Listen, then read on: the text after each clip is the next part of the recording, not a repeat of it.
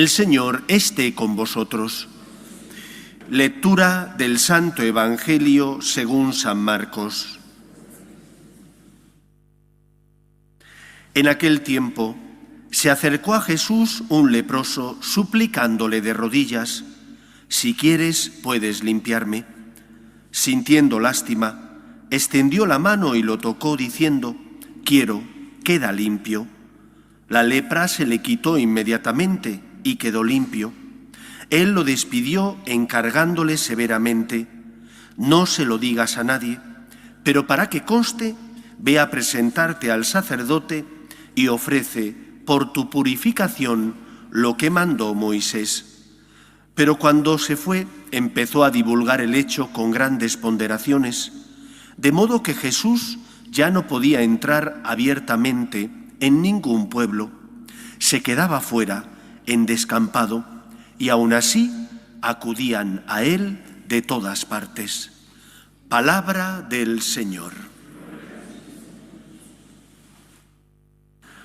Como os he dicho al inicio, la curación del leproso nos habla no solo de la curación física, de la sanación del que padecía la lepra, sino que nos habla también de cómo Cristo ha venido para liberarnos del pecado, dado que el pecado nos esclaviza y, si es un pecado mortal, rompe nuestra relación con Dios. Hay cosas que aprendimos desde niños, pero que quizás no todos las han aprendido.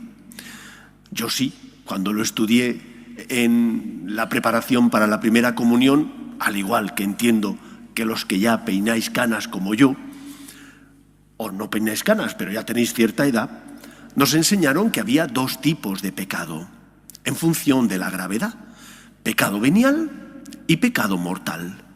El pecado venial no rompe la relación con Dios. Son como esas motitas de polvo que se pegan en las gafas, de los que tenéis gafas, y que de vez en cuando hay que limpiarlas. Porque si no limpias las gafas, pues no ves bien, no ves con claridad, molestan, distorsionan la visión de la realidad.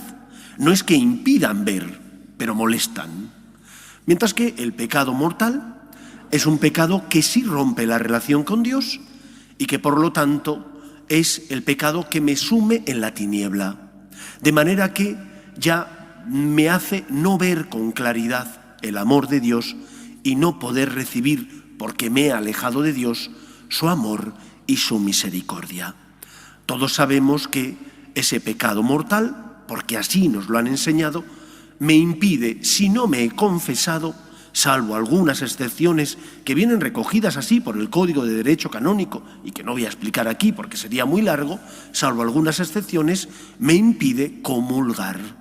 Porque no estoy en gracia de Dios, no debo recibir a Cristo en la Eucaristía. Y alguno dirá: pero si es que recibir a Cristo, primero, es un regalo, segundo, es una necesidad.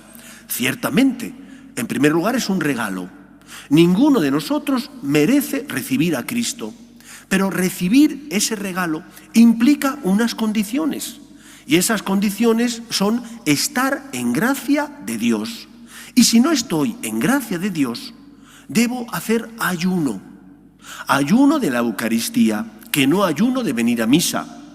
Ayuno de recibir a Cristo, ayuno de comulgar, hasta que me pueda confesar y entonces el sacerdote, habiéndome absolvido, deje mi corazón limpio para que pueda recibir a Cristo en las condiciones ideales.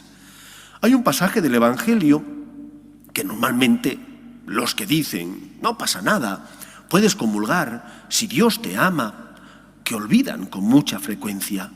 Es ese pasaje donde Jesús cuenta una parábola, donde dice que un rey invitó a la boda a los comensales, a los invitados, y que todos pusieron excusas, que si me voy a probar una yunta de bueyes que me he comprado, si tengo que ir a ver un campo nuevo que acabo de adquirir, si me acabo de casar y por lo tanto estoy en la luna de miel y no puedo ir. Y que entonces el rey, cansado, le dijo a sus sirvientes: salid a los caminos y decid a todo el que veáis que venga a la boda. que está invitada a la boda y al banquete. Así lo hicieron los sirvientes. Pero hete aquí que en el momento del banquete el rey se dio una vuelta por las mesas y entonces vio a uno que no llevaba el traje de fiesta y le dijo: amigo, ¿cómo has entrado aquí sin llevar el traje de fiesta? Y le dijo: atadlo, echadlo fuera, allí será en el infierno el llanto y el rechinar de dientes. Esto no lo dice San Pablo, que cuando leemos una carta de San Pablo decimos palabra de Dios, ni tampoco lo dicen los padres de la Iglesia. Lo dice Cristo y los transmiten los evangelistas. Por lo tanto, para recibir a Jesús es necesario estar en gracia de Dios. No te has podido confesar, tienes necesidad de comulgar, pero estás en pecado mortal y tienes conciencia de que es así, ayuno de la comunión, pero no de la misa. Ven a misa a pedir al Señor ayuda, ven a misa a pedir al Señor que perdone tus faltas y que te dé propósito de enmienda. Ven a misa a presentar a tu Padre Dios, que es tu Padre y te ama, las necesidades que tienes. Pero no debes comulgar. Es más, recuerdo haber leído una reflexión del Papa Benedicto XVI. Digo la fuente para que no me deis después a mí palos, porque si no digo la fuente, a lo mejor alguno dice: el padre Javier es muy radical. Bueno, pues lo decía el Papa Benedicto XVI. Cuando uno comete un pecado mortal con mucha frecuencia, y llega un momento en el que, por más que comete ese pecado mortal y se confiesa, no logra dominarse, pero comulga después de confesarse, está en gracia de Dios. El Papa decía: a veces tenemos que hacer ayuno de Cristo para valorar más la Eucaristía, porque decía él que tenía la sensación de que nos habíamos acostumbrado a recibir a Cristo y a no valorar el regalo que es Cristo. Es verdad que el Señor viene a sanar y curar nuestras heridas, es verdad que el Señor viene a darte su gracia, pero ¿no es cierto también, y te lo tienes que preguntar, que a veces no valoramos en su justa medida la suerte que tenemos por recibir a Jesús? Que a veces, a fuerza de habernos acostumbrado a recibir a Cristo, como que no le damos tanta importancia al regalo tan grande que es recibir a Jesús. Cuando notes y percibas que esto es así, cuando te des cuenta de que no estás valorando la Eucaristía en su justa medida y que a lo mejor sin querer, pero has caído en banalizar la Eucaristía, no comulgues. Haz un poco de ayuno. ¿Para qué? Para echar de menos, para darte cuenta de la importancia que es la Eucaristía y valorar en su justa medida la presencia real de Jesús en la Eucaristía y recibirle debidamente.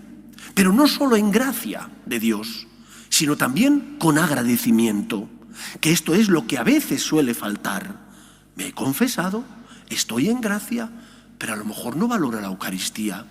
No me doy cuenta del regalo que tengo. Recordad ese pasaje en el que el Señor cura a 10 leprosos y solo uno de ellos vuelve a dar las gracias, mientras que los otros 9 que iban camino de donde quisieran se dan cuenta que están curados y no vuelven a dar las gracias al Señor. Solo vuelve un extranjero, un samaritano. Y Cristo dice: ¿y los otros 9? ¿Dónde están? ¿No han quedado también curados? ¿Cuántas veces? Quizás no hagamos malas comuniones porque no estamos en pecado mortal, estamos en gracia, pero son comuniones imperfectas porque no valoramos en su justa medida el gran regalo que es la Eucaristía. Comulguemos porque lo necesitamos, estando en gracia, porque el Señor también desea que le recibamos, quiere habitar en nosotros, pero valoremos en su justa medida lo que es el don de la Eucaristía. Valorémoslo dando gracias, preparándonos de la mejor manera posible y sabiendo que es siempre un regalo. El pecado mortal nos expulsa de la comunión con Cristo y con su Iglesia.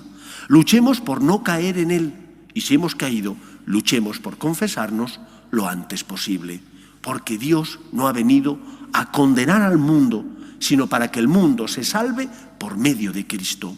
Por lo tanto, dejemos que el Señor cure y sane nuestras heridas, pero a la vez valoremos lo que significa recibir el mayor tesoro, que es a Cristo en el sacramento de la comunión.